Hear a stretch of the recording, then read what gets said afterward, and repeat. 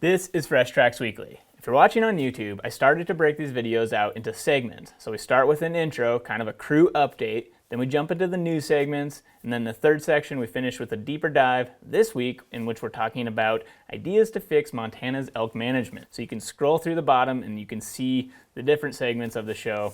If you just scroll through there, you can find what you're looking for. With that, here's what we have going on this week. Myself, I took a little break from outdoor activities and attended a wedding. It was a good time to catch up with some old friends, hang out, and celebrate. But back in the office, we had the luxury of eating some of Randy's mountain goat from last fall. Shannon Waters from Gastronome heard us talking about how tough mountain goat meat was, and she took it as a challenge. She took a mountain goat neck roast home and braised it for 12 hours and turned it into some tamales, brought them back to the office. Super tasty.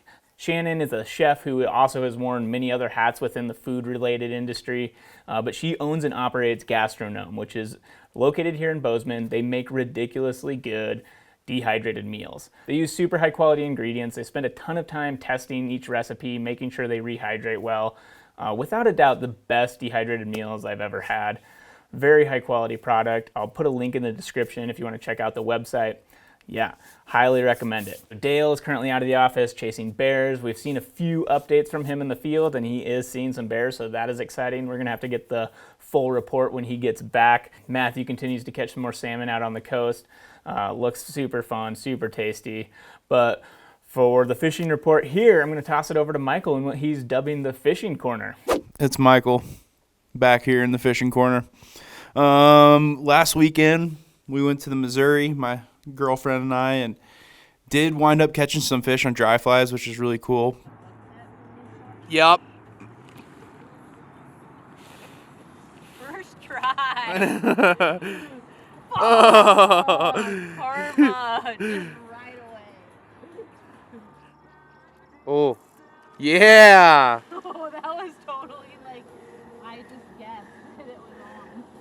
The BWO hatch was happening, and we caught some fish on some dry flies, which is super cool. But rivers are starting to go down. It's kind of weird here because they're all blown out last week. Now they're starting to trickle down and become that beautiful green color where you can catch them on stoneflies. But this weekend I'm going to Fort Peck. I think that it'll be close to 80 days by the end of the weekend. So still chugging along, learning a bunch of stuff, catching different species. Caught my first fish out of the backyard last night, which was huge because I've been waiting and wondering where these fish have been, and finally got two out of the backyard last night, which is pretty cool. But that's it from the fishing corner. Back to you, Marcus. On to a few news stories.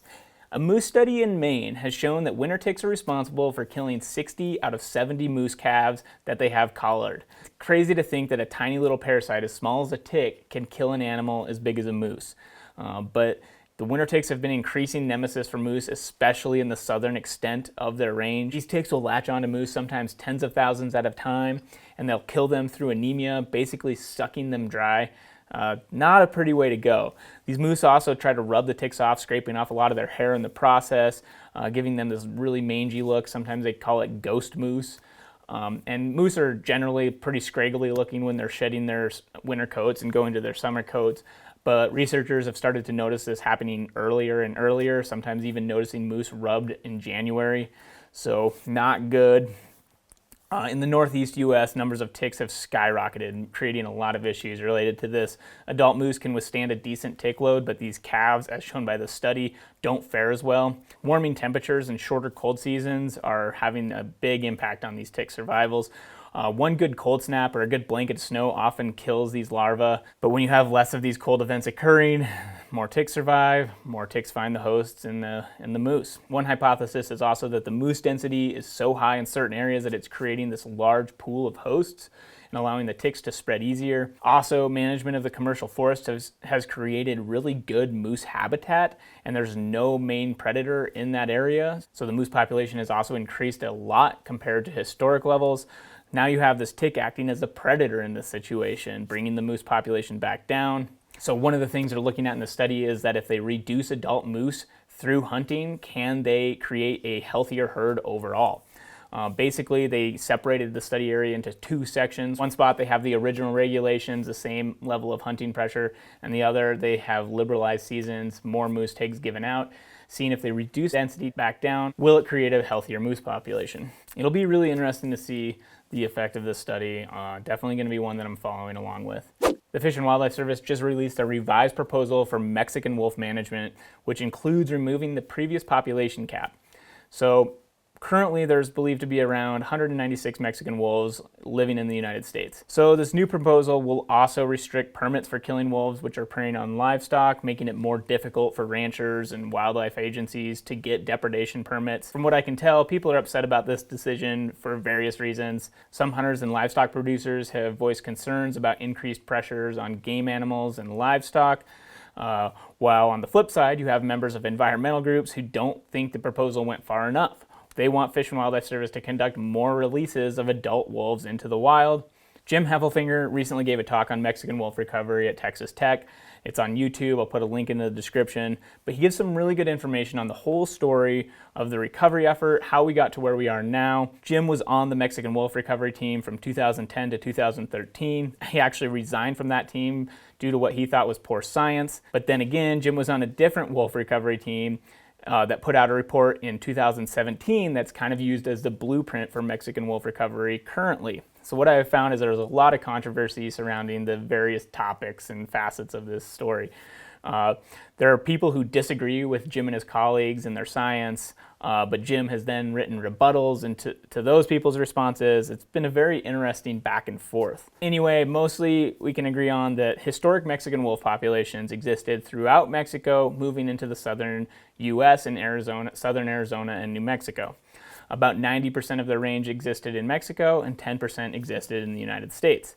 There are groups that are pushing to reestablish Mexican wolves in the United States without working with wildlife managers in Mexico, which is kind of interesting. They are also pushing to move recovery areas further north, some wanting to connect the northern population of gray wolves with the southern population of Mexican wolves. It does seem to be the common consensus that the gray wolves in the north are genetically distinct from the Mexican wolves in the south, but some argue that you could have this gradient of genetics working from north to south that kind of change over that latitude. But Jim and his colleagues argue that the larger northern subspecies would likely swamp the Mexican wolf genetics if they were to come into contact. The larger canines would likely get those dominant breeding positions and to swamp out the Mexican wolf genetics. So the recovery team was tasked with recovering the Mexican wolf, not just wolves. Many of Jim's points focused on recovering Mexican wolves in the appropriate areas and the best methods in which to do that. They have habitat suitability models which show where the best habitat exists, which kind of follows that historic range of most of the suitable habitat being in Mexico, with the southern parts of Arizona and New Mexico also providing suitable habitat. Many of the criticisms coming in argue that the wolf recovery plan doesn't do enough to address the genetic issues, saying that the wild population will be inbred without some outside influence. However, Jim explains their plan to address this by using what they call a cross-fostering program. Basically, they take captive bred wolf pups and they put them into the dens of the wild wolf pups with their current litter. And they've documented success of 30 to 40% of these cross-fostered pups reaching breeding age, which is a similar level to what the normal wild pups are anyway. So Jim and his colleagues have been working with wildlife managers in Mexico to recover wolves there as well. They know there are around 40 wolves currently alive in Mexico, but there's also a lot less known about the status because many of the areas are controlled by the cartel. I thought it was interesting, a little funny, terrifying at the same time. Jim called this cartel conservation because there are large swaths of land that basically no one is allowed to go into, creating a de facto refuge. Anyway, this whole story is fascinating. I find it super interesting. I highly encourage you to listen to Jim's talk, which is linked below. Montana elk, real fun, really complicated. Last week we talked about the recent lawsuit filed against Montana Fish, Wildlife, and Parks. This week, Randy is jumping in to give some ideas on how we actually go about fixing elk management in Montana.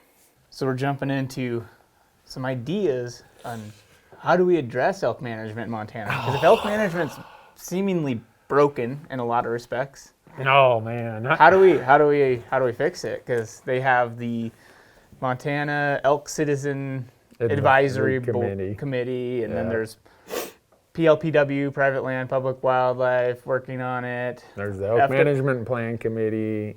Yeah, and the elk. Well, so the elk management plan again is how old now? 2003. 2003. Well, no, it was worked on in 2003 and 4 and adopted in 2005. So Okay. we're 7 years past its expiration date.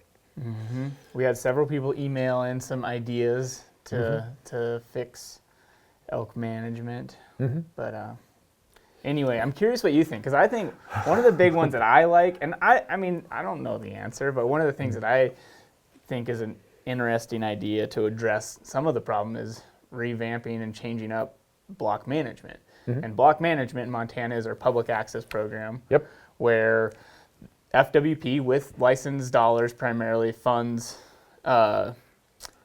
they pay landowners to allow public access. Right. But there's a lot of different sideboards to it. There's a lot of things that are kind of stuck, I think, within the block management program. So that's one of my ideas, but I'm curious. I know you have a lot of ideas. I got 4 pages here. 4 pages. If that counts for anything. Yeah. I'm trying to get this done before I leave town so I can send it to the committee. All right.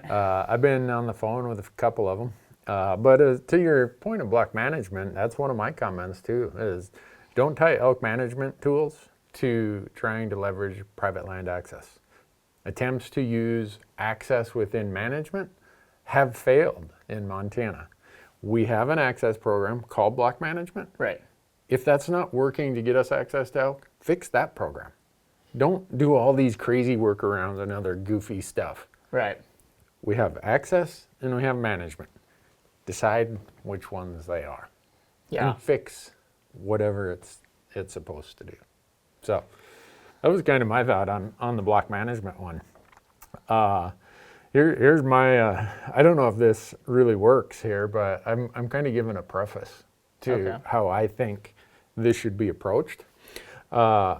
We need to identify where can hunting even be an effective tool.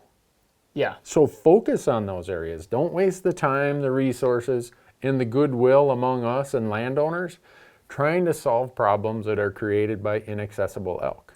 Yeah, because there's some landowners who they don't want to allow public access. They're okay with the elk being on their property.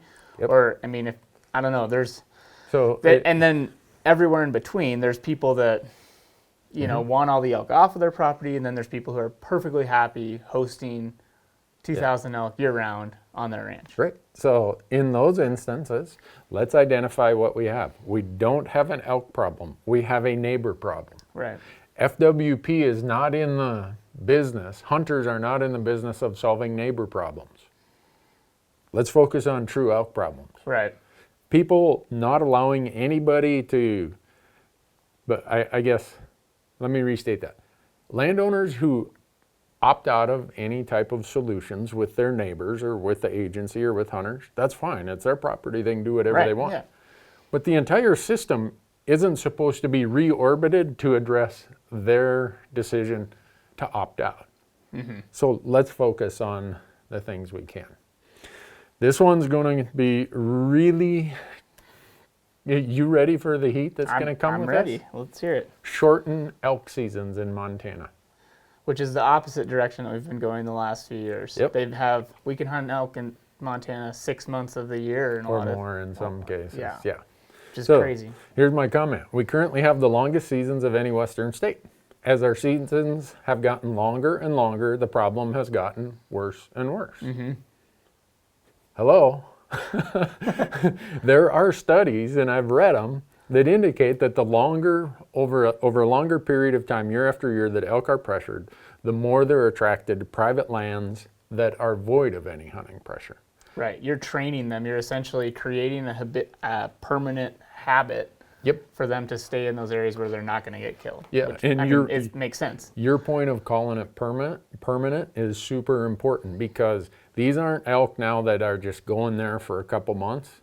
Over years and years of these longer and longer and longer seasons on public land, these elk are exactly what you said, permanent, habituated residents of private land. Right. And so I think playing devil's advocate here, somebody will respond with a lot of those shoulder seasons are private land only.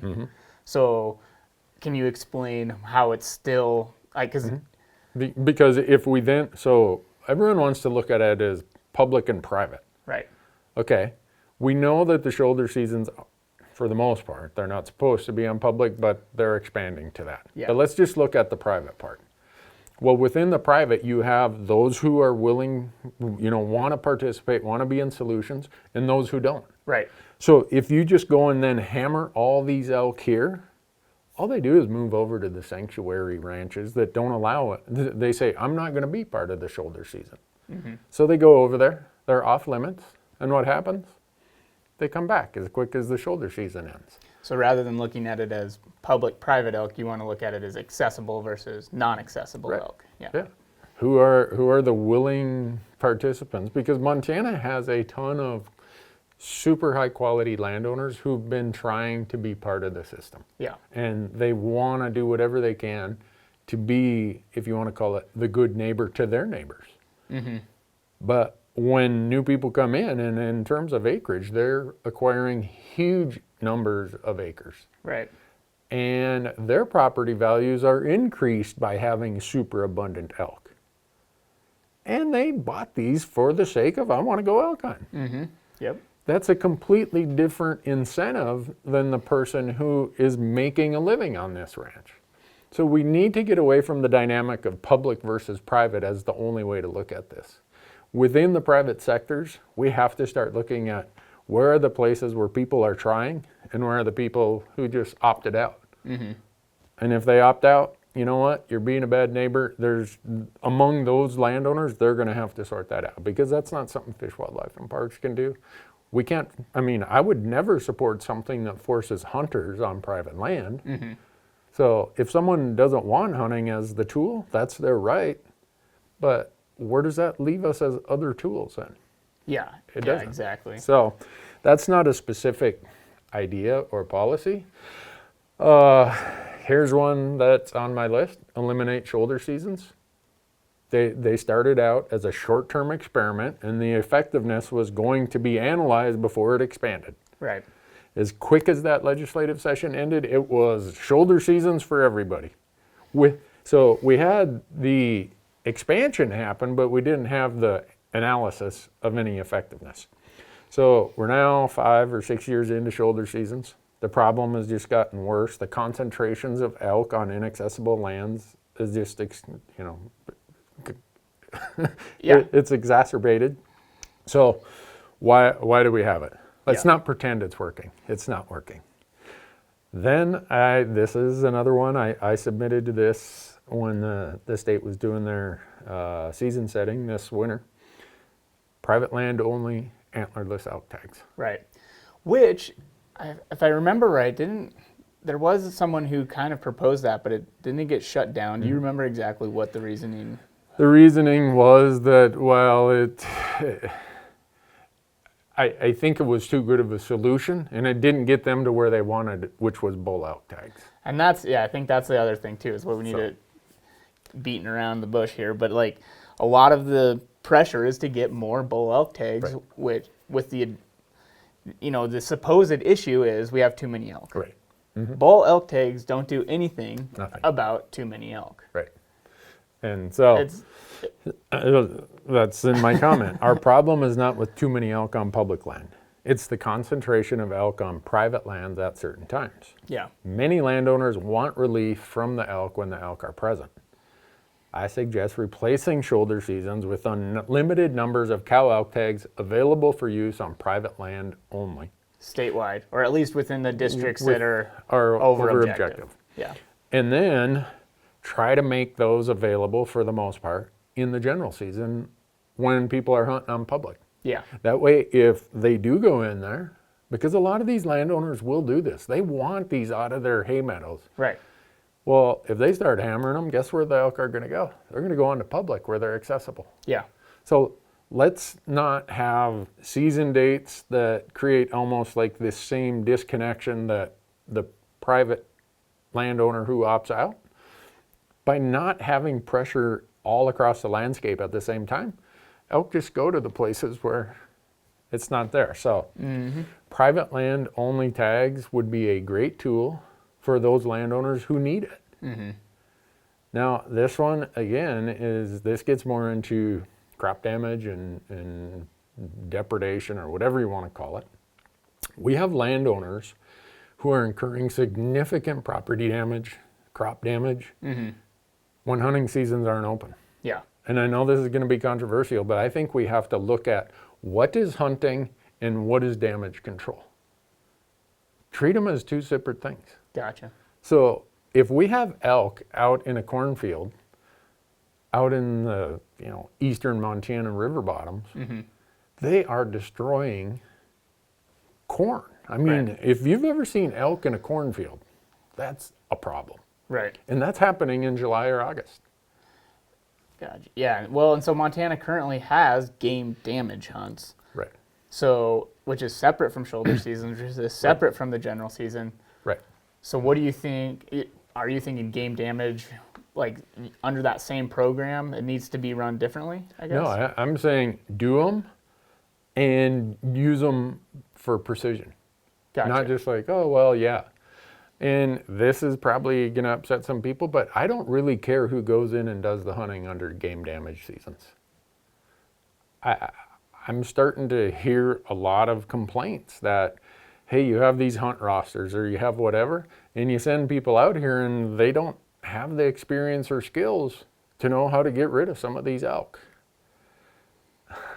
I hate to say that, but if that's true, why are we sending people out there to do a job if they're maybe not the right person? But do you think that in my mind, that immediately comes to mind is the ability of that to be abused? If, Oh, if you allowed the guaranteed. landowner to just shoot elk when they're damaging their property at any time of the year, I mean, that opens up a lot of window for abuse. Right, it does. And so that's why, one thing Montana, in our term of simplification, Yeah.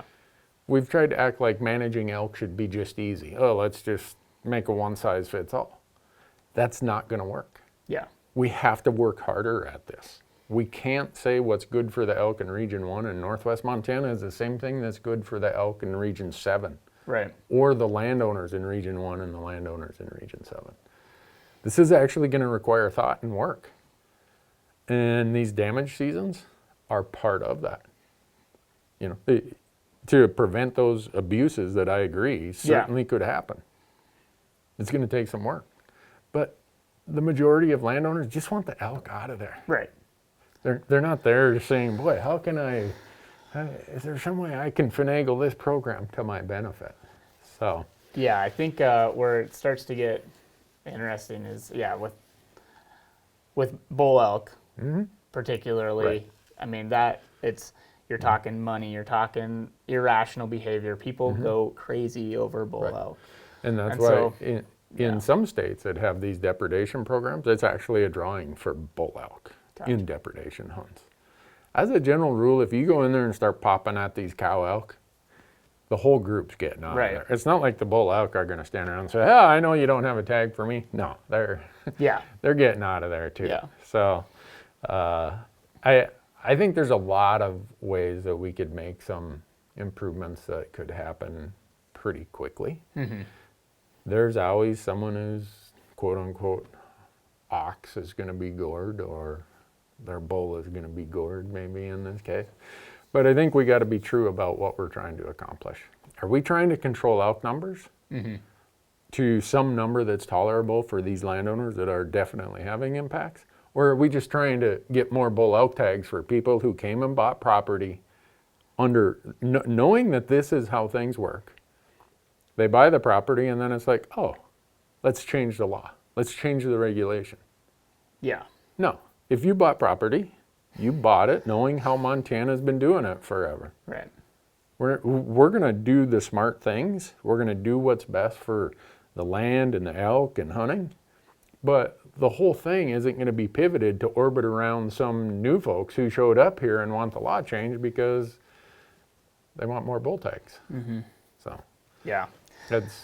I think it's less about programs and it's more about saying, what are we really trying to do here? Right. Well, in my mind, this is a pretty simplistic way of looking at it is a lot of the there's plenty of people who would like to kill these elk. They just don't have access to them. Right. And so that's why I think revamping block management would be agree. a very attractive option. And so I wrote down a ton of stuff of things that I think it could improve on. And I don't know the the answer for sure. But in my mind, if you just make block management more appealing to the landowners Landowner. somehow, I mean, and money talks, like that's the reality of it. So, Yeah.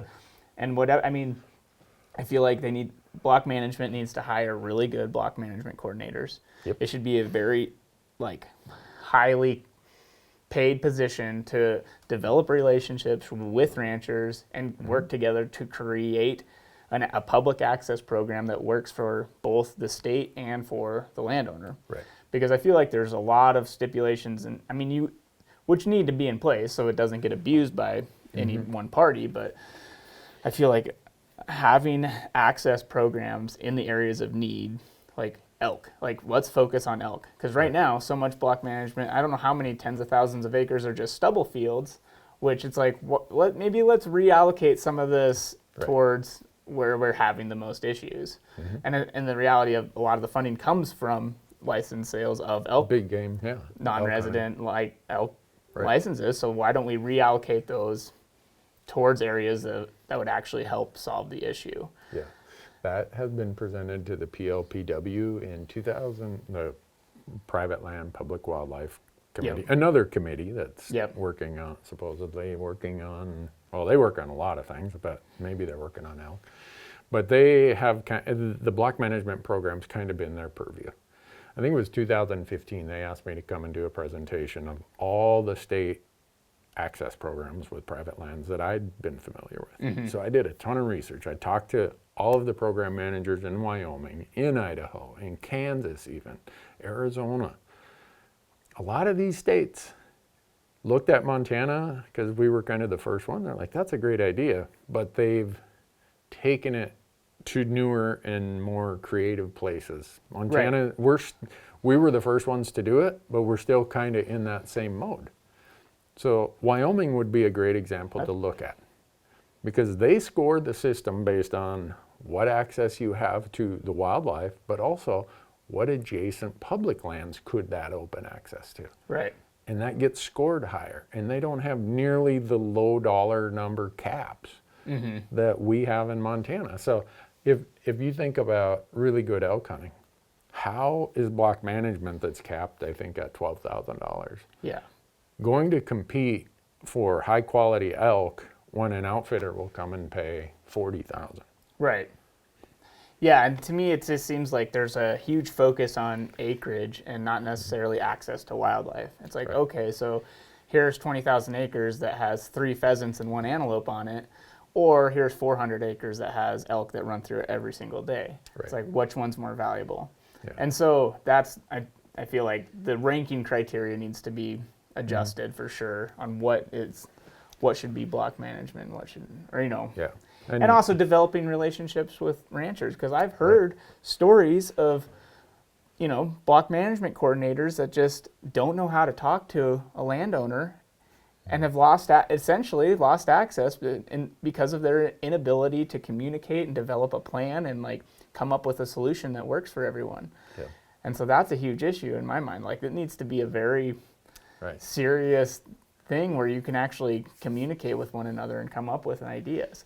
And then I think it's got, I feel like it has gotten better in terms of allowing landowners to come up with some more sideboards rather than like, let's allow everybody, like there's daily sign-ins and as many people as want to sign up can possibly sign up. That doesn't really work for, some of these smaller properties that might have really good high quality hunting, but realistically only, 5 people max should be hunting that property a day. And so there are some programs, or some of the block management areas, you can restrict access to a certain number a day, but I feel like the block management program needs to take into consideration landowner concerns more than it does. Yes. Because when we have this acreage, got to let everybody, blah, blah, blah, there's no management at that point. When all of a sudden you're sending 200 people on a small parcel every week, the management part of that is out the window. So the incentives to the landowner in our program need to be looked at. In Wyoming, and I hate to keep going back to that, but they've got a very similar landowner pattern. Yep. They have a very similar population of wildlife and by species and everything else like we do with elk. And they have figured it out. The value they get out of their program per dollar spent, if you equate that to number of days of elk hunting or high quality deer hunting, is remarkable. And they work at it. I mean, one of the problems with all of our big acreage goals we have under our block management, we get to the lowest common denominator. And that isn't going to work for elk. So Right. we do have programs. We have a great program, block management, that could be an access tool. Yeah. We just got to tweak it more, maybe more than just tweak. Change it so that it's a useful tool when it comes to getting access to elk. Right. Yeah. No, there's a lot to be done, that could be done. I think could help address it. And Yeah. I got 3 more pages. let's go. I want to hear another. I want to hear another point. I want to hear some more ideas because for me, the elk management plan is a big thing. We Yeah. have to update this elk management plan. And it needs to be updated in the context of where we are today, not where we were in 2003. Because we've had so many things change as far as what I call new age out-of-state landowner and the working landowner. Right. The new age guy, gal, controls way more acreage than they did when this plan was set up. We've had changes in habitat, changes in elk behaviors, changes in development of winter range and other stuff. We have to start updating that plan regularly. The objectives in some places could go up, and maybe there will be an argument of some places they need to go down. But without having that debate and that discussion, this elk management plan is, well, it's collecting dust. And so if you get into the details of that, then you get into, should we even be counting elk when we're measuring objectives? Should we count elk that are inaccessible? Right. Yeah, if they're spending their entire year on a ranch and there's no public access to them whatsoever, Right. yeah, should that be counted in the Yeah. hunting district? Yeah. The other thing that eventually Montana's going to have to wrestle with is our landowner program. We give away 15% of our landowner tags, or of our limited entry elk tags to landowners, and we ask for nothing in return.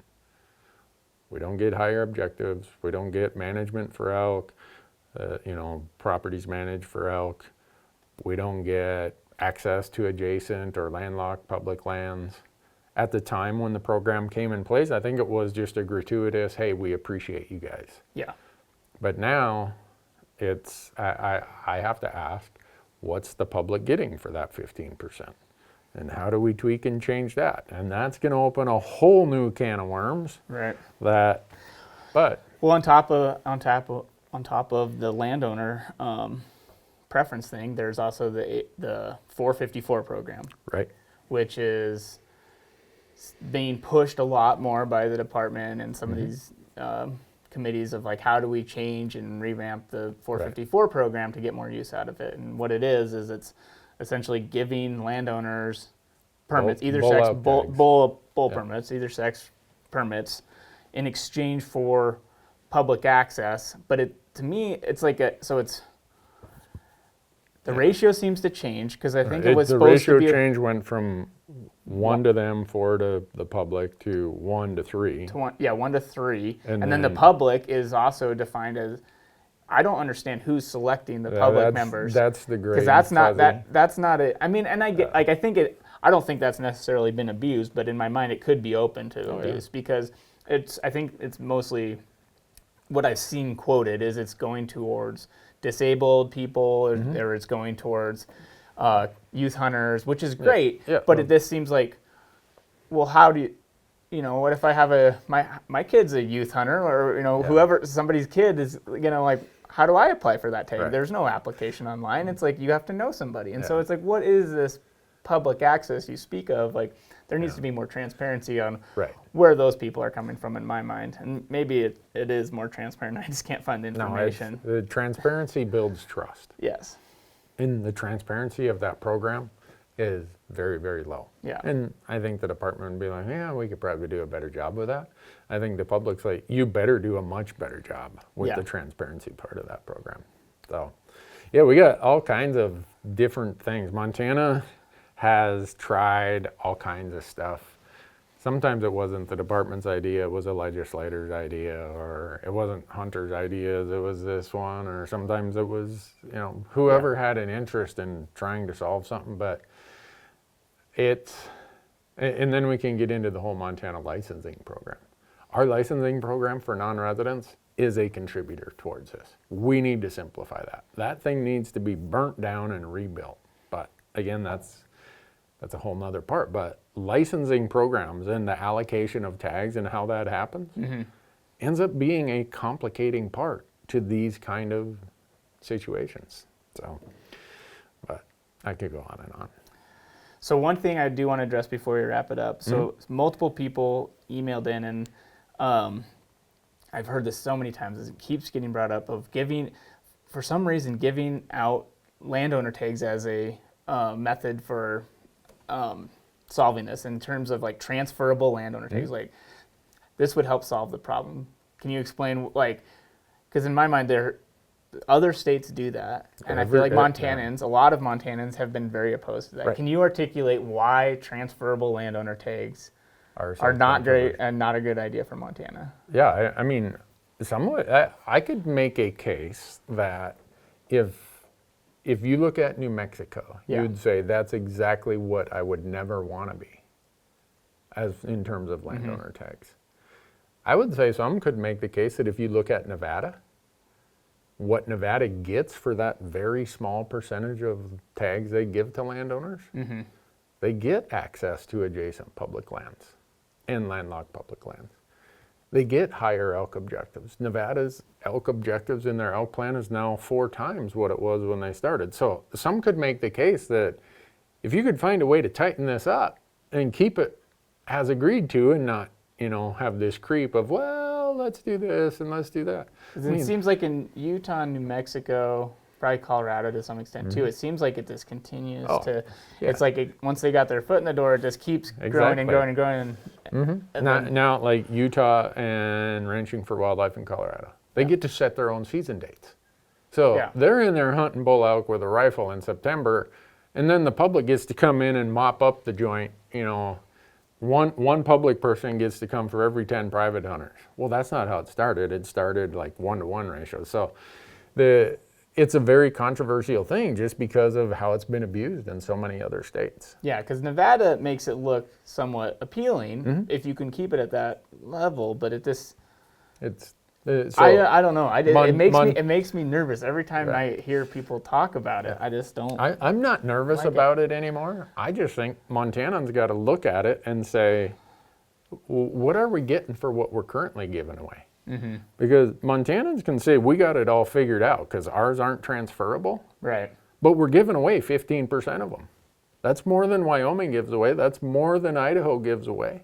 Yeah, so what are we getting out of the landowner preference program? Yeah, and if I'm a trustee of a public trust, and I'm a trustee of a lot of private trusts as a CPA, if I were to give away 15% of a trust asset, and I got nothing in return for it, I would be in court tomorrow.